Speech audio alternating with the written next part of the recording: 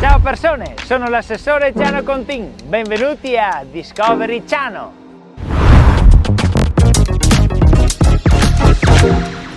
Prima dell'anno 0, tipo penso verso l'anno meno 50. No, sarebbe 50 a.C. Senz'altro. Padova era senz'altro una zona fertile, strategicamente importante, al centro di importanti scambi commerciali con i Galli, con i Celti, con gli antichi greci. Antichi greci.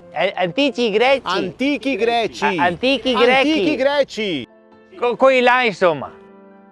I romani sto po' di territorio florido, decisero di inserirsi, ma senza conquistare Padova con la forza. Piuttosto decisero di farla diventare un municipio romano. Municipio. Senz'altro. E questo ingrandiva ancora di più i già importanti scambi commerciali che c'erano nel territorio. Infatti, lungo la Viania circolavano beni importantissimi come lana, oro, ambra, vetro, metalli e ceramiche di tutti i tipi. Ma non erano semplici gli scambi commerciali dell'epoca.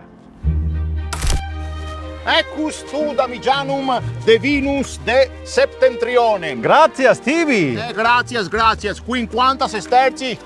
Ma Damigianum vuotum est? Coco, sed quam lontanum veni? Sapetum, ma... Ora tum mitescere, date calmatum, partitum da Aquileiam, transivi mestre, qui sunt pasvalium, transitus mestre, ogni modus, qui quanta sesterzi. 50 sesterzi? Capio mi 50 sesterzi, ma quid vino meo finio? Sesterzi, vinum rabaltatus. Tu bibistis? Ego. Tu bibistis? Ego. Tu bibistis?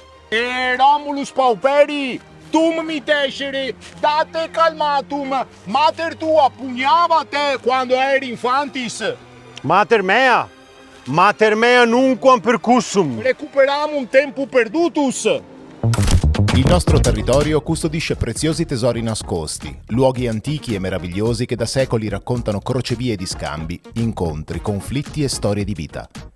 Luoghi che hanno disegnato il corso della nostra storia, colorando l'identità che oggi ci contraddistingue. Riscoprire la Viania per rivivere le nostre origini, il nostro territorio, la nostra storia. Vabbè, Oh ragazzi, ecco qua le vostre 2 pizze più una birra. No, 2 birre. Ci sarà rovesciata. Oh, te siete bevuti? Mi. Coco, date una calmata. E la storia si ripete.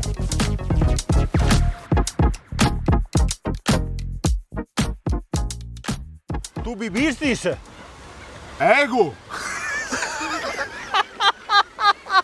Scusa, mi ha fatto morire Marco, ho detto tu bibistis?